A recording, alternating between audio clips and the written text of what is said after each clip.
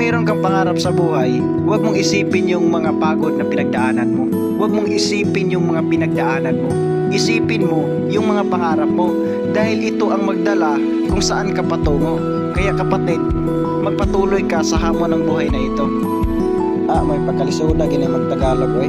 Mo gini kung pinaka kayo. Ay basta kayo mudag ko ning mga babuya magminyo ta.